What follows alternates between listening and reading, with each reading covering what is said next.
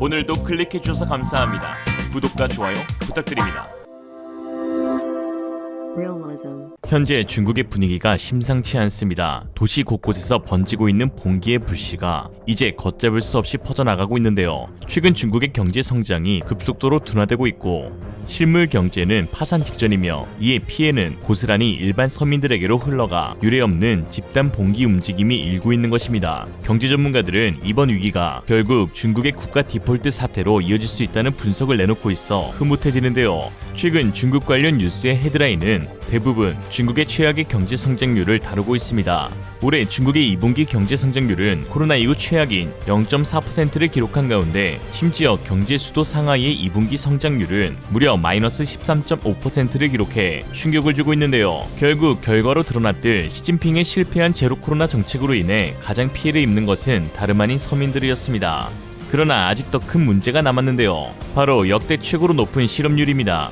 특히 청년층의 실업률은 무려 20%에 가까이 육박하는 상황인데요. 중국 대학생들은 보통 7, 8월에 졸업하는데 올해 전문대와 대졸, 석박사 과정 졸업생 숫자는 1076만 명으로 사상 최대 규모라고 합니다. 아직 취업하지 못한 대졸자와 합치면 올해 취업 시장에 나올 취준생은 1600만 명으로 추산되기에 두어 달 뒤엔 청년 실업률이 20%를 넘어갈 수도 있는 상황이죠. 현재 중국 대졸자들은 일할 수 있는 일자리 찾기에 혈안이 되어 있습니다. 중국 국가경제연구원이 발표한 통계 자료에 따르면 중국의 대졸자 취업률이 겨우 23.6%밖에 되지 않는다고 하는데요. 매년 1000만 명이 졸업하면 대략 800만 명 정도가 직장을 구하지 못하고 있는 것으로 시진핑은 이를 은폐하기 위해 별의별 노력을 다하고 있습니다. 18일 CNN에 따르면 중국의 비관적인 취업 전망에 일부 대학들은 학생들의 졸업을 연기시키고 있는 상황인데요. 이는 정부가 실업률을 낮추기 위해 대학들에게 학생들의 졸업을 고의로라도 유예시키라는 지침이 있었던 것입니다. 형식상으로는 졸업 유예이지만 사실 반강제인데요. 학생들은 원치 않는 농촌 캠페인, 교내 실습,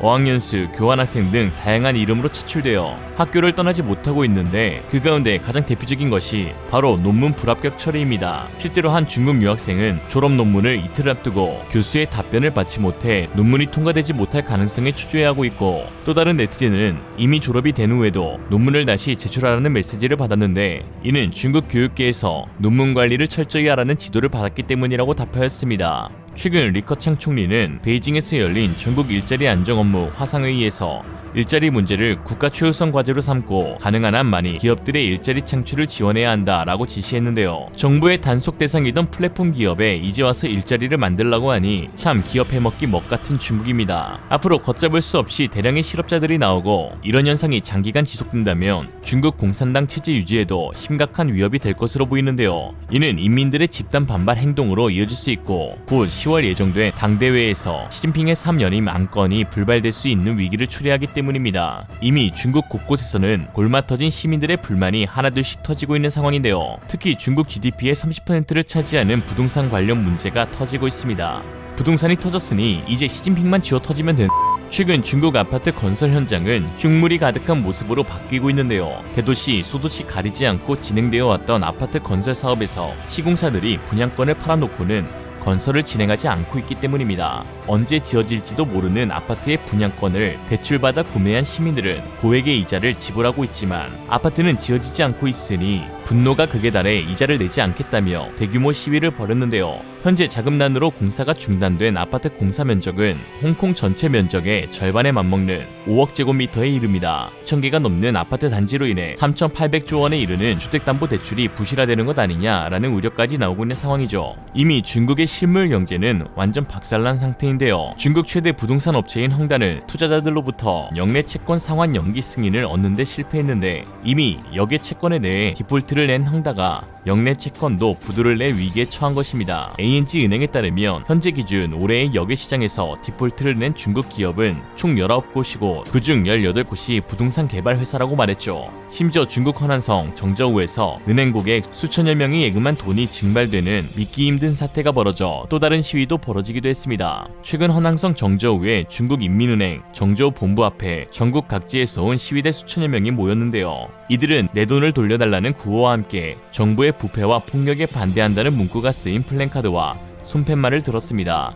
뭐 인체가 신비로워지긴 싫었는지 대놓고 시진핑을 비판하는 목소리는 아쉽게도 없었는데요. 그래도 시위는 꽤 거칠었습니다. 공안들이 배치된 가운데 흰옷을 입은 남성들이 시위대를 때리며 해산에 나섰고 이에 많은 부상자들이 속출하였습니다. 당연히 중국 언론은 아직 이 사건을 보도하진 않았지만 오히려 웨이보 등 소셜미디어에 의해 빠르게 퍼져나가고 있는 중이죠. 이번 사건은 허낭성의 소형은행 4곳이 예금을 지급하지 못하면서 발생했는데요. 위저우 마을은행, 쌍차이 후이민 마을은행, 저청 화와이 마을은행, 하이펑 신둥팡 마을은행은 지난 4월부터 400억 위안 7조 8천억 원에 달하는 예금을 지급하지 못하고 있습니다. 해외 매체 SWF는 중국에서 수천 명 단위의 시위는 매우 드문 것으로 추가적인 피해자들이 속출하고 있는 가운데 찐핑 집권 이래 가장 큰 위기에 봉착했다라고 전했습니다. 사실 중국에서는 몇 달 전부터 하루에 인출할 수 있는 금액이 계속 축소되어 왔는데요. 더욱 충격적인 것은 이런 수상한 낌새를 느낀 예금자들이 인출을 하러 은행에 방문하면 코로나19 전자 확인증에서 코로나 감염자로 식별되어 출입이 금지되는 사례도 있었습니다. 역시 중국이 중국했다. 이 조작 사건은 방역 조처를 사회 안정에 악용한 사례로 중국 전역에 충격을 주었지만 허낭성 당국은 이를 지시한 허낭성 정법위원회 상무 부서기를 경질하는 꼬리자르기 처벌로 마무리해버렸습니다. 사실 중국이 이 같은 경제 위기를 극복할 수 있는 방법은 의외로 간단한데요.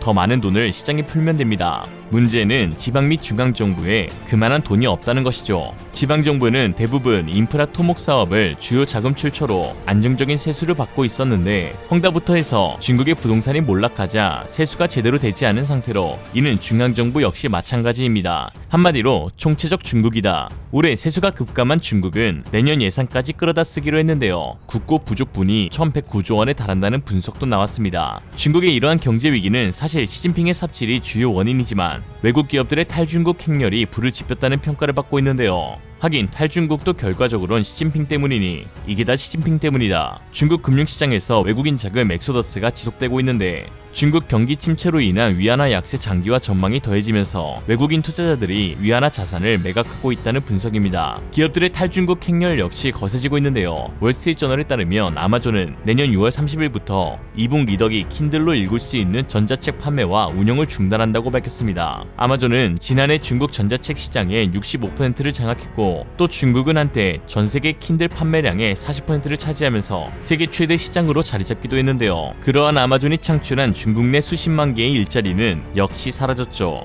아마존뿐만 아니라 마이크로소프트도 중국의 검열과 규제로 인해 지난해 일자리 정보 서비스인 링크드인을 중단했고 최근에는 세계 최대 숙박 공유 플랫폼 에어비앤비가 중국 내 사업을 접기로 했습니다. 홍콩 매체 사우차이나 모닝포스트는 애플은 이미 중국 의존도를 줄이는 것을 고려하고 있었는데 최근 봉쇄로 이런 흐름이 더욱 가속하게 됐다며 중국 내 일부 생산시설을 다른 곳으로 이전하는 것은 이제는 제한 단계를 넘어 액션의 단계가 됐다고 보도했죠. 애플과 부품 공급 협약을 맺은 중국 업체들의 부정 이슈도 탈중국 페달의 가속을 도왔습니다. IT 전문 매체 더버지에 따르면 중국 최대 디스플레이 업체 BOE는 허용 없이 무단으로 애플의 박마 트랜지스터 회로 배선 설계를 변경한 사실이 애플에 적발되었는데요. 이에 BOE는 애플 본사로 담당자를 보내 해당 사건에 대해 해명하고 아이폰 14용 올레드 패널 생산을 승인받으려 했지만 애플은 여전히 답변하지 않고 있는 상황입니다. 아울러 애플은 아이폰 14에 들어갈 전면 카메라로 기존에 쓰던 중국산 대신 LG 이노텍 제품을 사용하기로 했는데요. 중국 업체의 품질 문제가 생기면서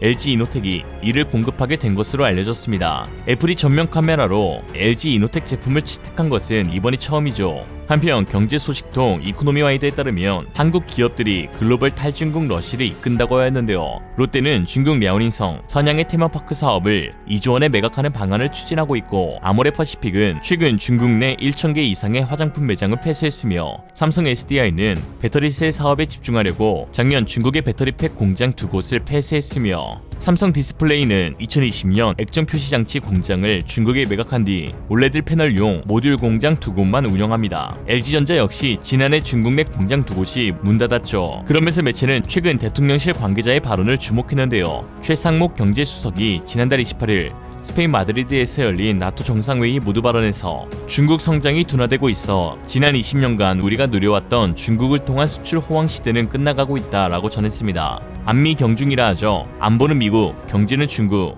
이제 이런 외침은 분명 옛것이 되어가고 있습니다. 당연히 중국과의 모든 관계를 일시에 끊게 되면 우리 기업들의 피해는 막대할 것입니다. 그러나 중국에 대한 경제 의존도는 추후 우리 기업들의 아킬레스건이 될 것이 뻔합니다. 점진적으로라도 탈중국은 거스를 수 없는 물결이죠. 더욱이 세계는 지금 반도체 배터리 원전과 같은 미래 먹거리에 주목하고 있는데, 이는 세계 시장을 주도하는 국가로 한국이 세계 경제 외교 중심이 될 수 있는 절호의 기회를 잡은 것입니다. 오늘의 한 줄 평, 탈중국은 선택이 아닌 필수다. 반대하면 인치의 신비. 이상으로 리얼리즘이었습니다. 여러분의 생각은 어떠신가요? 현명하고 지혜로운 여러분의 의견을 지금 댓글에 남겨주세요. 감사합니다.